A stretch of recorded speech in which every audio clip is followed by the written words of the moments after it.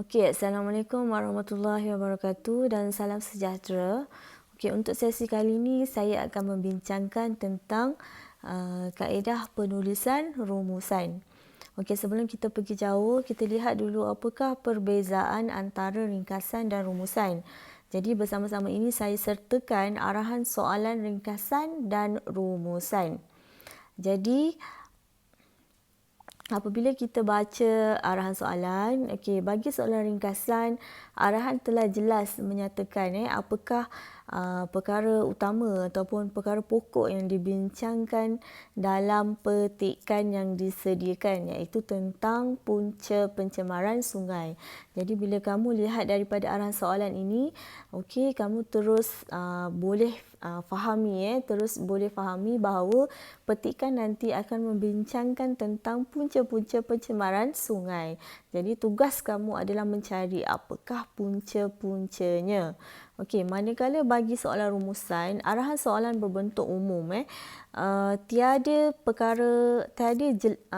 Tidak jelas apakah perkara utama yang sedang dibincangkan dalam petikan tersebut. Jadi tugas kamu adalah apabila mendapat soalan rumusan, kamu perlu membaca petikan tersebut berulang kali untuk mencari apakah fokus perbincangan petikan ataupun idea utamanya. Okey. Okey, jadi dalam penulisan rumusan ada 3 perkara utama yang perlu kamu lakukan, iaitu kamu perlu menulis pendahuluan, perlu menulis isi dan juga perlu menulis penutup. Jadi bagaimana cara untuk menulis pendahuluan? Okey, pendahuluan. Dalam penulisan pendahuluan, okey, ini adalah contoh penulisannya. Kamu perlu tulis petikan membincangkan tentang fokus dan tema. Apakah fokus, apakah tema? Okey, tema ialah cerita yang ingin disampaikan, cerita yang disampaikan dalam petikan. Cerita itu tentang apa? Contoh, arahan soalan bagi soalan ringkasan tadi, punca pencemaran sungai. Jadi petikan tu adalah tentang pencemaran sungai. Okey, tak semestinya tentang pencemaran sungai. Tema boleh jadi banyak-banyak perkara seperti tentang perpaduan, tentang keselamatan, tentang alam sekitar. Semuanya berbentuk umum. Jadi apakah fokus? Jadi fokus itulah yang menjadikan perkara utama yang dibincangkan dalam petikan. Kamu perlu cari apakah fokus dia. Okey, ini adalah antara fokus-fokus yang biasa digunakan dalam petikan. Biasanya petikan tersebut mungkin akan menceritakan tentang punca, tentang faedah, tentang kepentingan, tentang kesan, tentang usaha, tentang masalah, tentang cara dan banyak lagi. Ini adalah antara contoh yang biasalah yang kita akan boleh dapati daripada petikan. Okey, yang ini adalah contoh petikan untuk perenggan yang pertama. Kita akan baca bersama-sama dan kenal pasti tema dan juga fokus soalan, fokus petikan. Okey, ayat yang pertama. Kemalangan jalan raya kerap berlaku di negara kita. Jadi dalam ayat ini ada temanya, iaitu temanya adalah kemalangan jalan raya. Kemalangan jalan raya ini adalah tema. Maksudnya di sini, selepas ini, bila kamu baca petikan ini akan menceritakan tentang kemalangan jalan raya sahaja. Tak ada cerita lain. Tentang kemalangan jalan raya sahaja. Jadi kemalangan jalan raya itu adalah tema. Tetapi, apakah fokus perbincangan? Adakah dia menceritakan tentang punca kemalangan jalan raya atau kesan kemalangan jalan raya? Itulah yang kita perlu cari. Fokus petikan ini ataupun perkara pokok yang dibincangkan dalam petikan ini. Okey, kita lihat ayat yang kedua.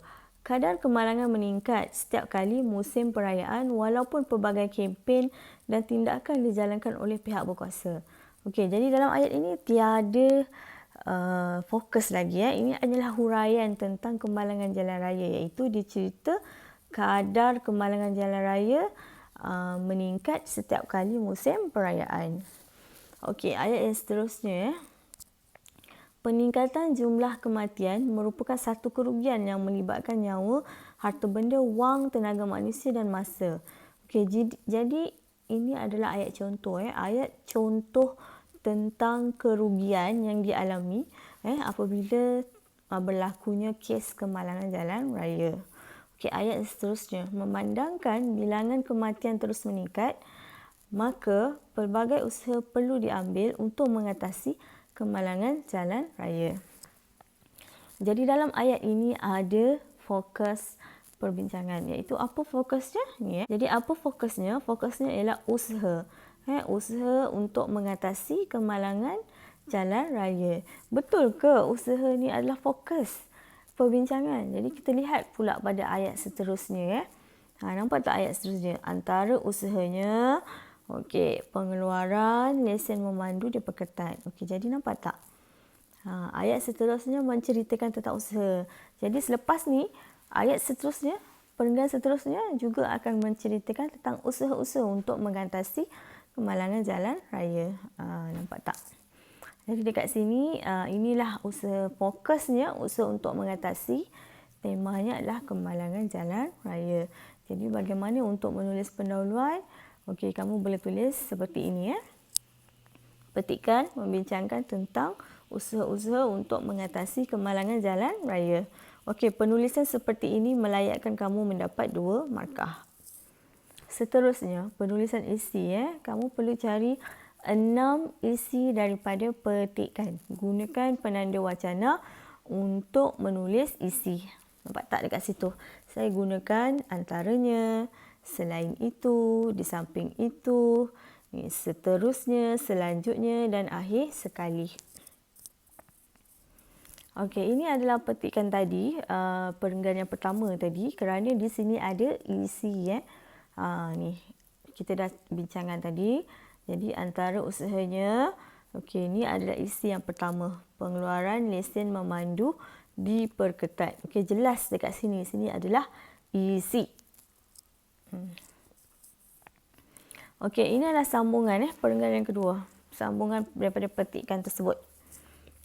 Ayat yang pertama. Para pemandu perlu menjalani ujian kecekapan atau latihan memandu yang teliti sebelum diberi lesen bagi memastikan mereka mengamalkan gaya pemanduan yang positif. Jadi adakah ayat ini ayat isi? Ataupun adakah ayat ini menunjukkan usaha untuk mengatasi kemalangan jalan raya? Jawapannya ialah ya. Ya. Jadi apakah usaha yang perlu dilakukan? Yang pertama perlu menjalani ujian kecekapan. Jadi kata kuncinya ialah perlu menjalani ujian kecekapan. Seterusnya, antara penyebab peningkatan keadaan kemalangan jalan raya termasuklah sikap pengguna yang cuai. Jadi ini bukannya isi sebab dia kata kat sini penyebab peningkatan keadaan kemalangan ialah pengguna yang cuai, sikap pengguna yang cuai. Jadi sikap pengguna yang cuai ini bukan isi sebab isinya kita nak usaha, bukan sebab. Jadi hal ini dibuktikan melalui kajian yang dilakukan oleh JPJ. Hal ini dibuktikan. Ini menunjukkan bahawa ayat ini ayat huraian. Jadi tiada isi dalam ayat ini. Ayat seterusnya. Dalam memastikan kemalangan sifat tercapai, hukuman yang lebih tegas sebagai pengajaran terhadap pemandu perlu dikenakan. Nampak tak? Ada lagi perkataan perlu. Jadi perlu ini adalah kita punya kata kunci. Apa yang perlu dilakukan? Perlu dikenakan untuk mengatasi masalah kemalangan jalan raya. Ni hukuman yang lebih tegas. Ayat seterusnya, pemandu baru yang melakukan kesalahan dalam tempoh 2 tahun pertama, ni perlu. Ada lagi perkataan perlu dekat sini. Perlu dikenakan tindakan pelanjutan tempoh percubaan. Jadi perlunya adalah kata kunci. Jadi isi seterusnya adalah ni. Apa yang perlu dilakukan untuk mengatasi masalah kemalangan jalan raya ni? Tindakan pelanjutan tempoh percubaan. Perlu dikenakan kepada pemandu baru yang melakukan kesalahan. Nampak tak? Kat situ saya dah gariskan, saya dah warnakan isi dengan warna merah. Yang pertama, perlu menjalani ujian kecekapan. Yang kedua, perlu dikenakan hukuman yang lebih tegas. Yang seterusnya, perlu dikenakan tindakan pelanjutan tempoh percubaan. Okey, ini adalah contoh cara untuk menulis isi. Jadi, kamu gunakan penanda wacana. Lihat bagaimana saya menulisnya. Antaranya, memperketat pengeluaran lesen memandu, isi yang pertama. Selain itu, pemandu perlu menjalani ujian kecakapan, isi yang kedua.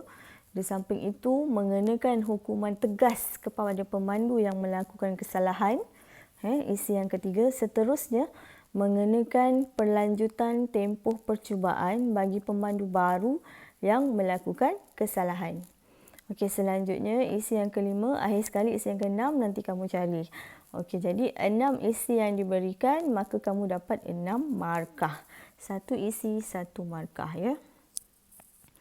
Yang akhir sekali adalah bagaimana cara kita hendak menulis bahagian penutup. Jadi, dalam bahagian penutup ini, penulisan penutup ini, kamu tidak boleh mengambil ayat daripada petikan. Kamu perlu berikan idea kamu sendiri. Jadi, dua perkara utama yang perlu ada dalam perenggan kesimpulan kamu ialah kamu perlu nyatakan cadangan dan juga nyatakan harapan. Jadi, bagaimana untuk menulis perenggan penutup ataupun bahagian penutup. Okey, jadi kamu boleh gunakan kesimpulannya. Masukkan subjek. Okey, gunakan salah satu haruslah, wajarlah atau perlulah. Kemudian masukkan cadangan kamu. Gunakan salah satu demi, agar atau supaya dan masukkan ayat harapan. Jadi subjek, apakah subjek? Okey, subjek boleh jadi masyarakat, kerajaan, pihak berkuasa, ibu bapa, pihak swasta, individu, semua orang, kita dan banyak lagi. Kamu boleh gunakannya. Seterusnya cadangan. Okey, ini adalah kata kunci lah ataupun idea yang biasa digunakan dalam ayat-ayat cadangan. Okey, contohnya dekat sini, semua pihak perlu bersatu padu, kan? Ataupun masyarakat perlu berganding bahu, kerajaan perlu berusaha, ibu bapa perlu memainkan peranan, pihak swasta perlu memperkenalkan apa, kemudian kita perlu bekerjasama, kita haruslah bekerjasama. Okey, jadi ini adalah ayat-ayat ataupun contoh ayat cadangan, kata kunci bagi ayat-ayat cadangan yang biasa digunakan. Kemudian ayat harapan, sama juga, ini juga adalah kata kunci untuk ayat harapan yang biasalah digunakan. Contoh dekat sini, untuk masa depan negara, untuk mencapai impian organisasi, untuk mencapai visi dan misi organisasi, untuk mencapai visi dan misi sekolah, kan? Untuk mengekalkan keamanan negara, supaya menjadi kenyataan, untuk kegemilangan negara ataupun untuk kecemerlangan anak bangsa. Jadi ini adalah antara contoh-contoh kata kunci bagi ayat harapan yang mudahlah, yang biasa digunakan. Okey, jadi bagaimana saya menulis penutup? Kamu boleh lihat dekat situ kesimpulannya. Okey, tengok subjek yang saya gunakan, semua pihak perlulah, okey, memainkan peranan. Okey, ini adalah ayat cadangan saya, mainkan peranan masing-masing untuk membendung masalah ini agar jalan raya menjadi tempat yang selamat buat semua pengguna. Jadi jalan raya menjadi tempat yang selamat. Jadi kata kunci saya selamat buat semua pengguna. Jadi penulisan penutup seperti ini melayakkan kamu mendapat 2 markah. Jadi 2 markah untuk pendahuluan, 6 markah untuk isi dan 2 markah untuk penutup. Jumlahnya 10 markah, manakala 5 markah lagi adalah markah bahasa dan penyampaian. Jadi jumlahnya adalah 15 markah. Okey, itu sahaja dalam penulisan rumusan. Okey, sekian, terima kasih.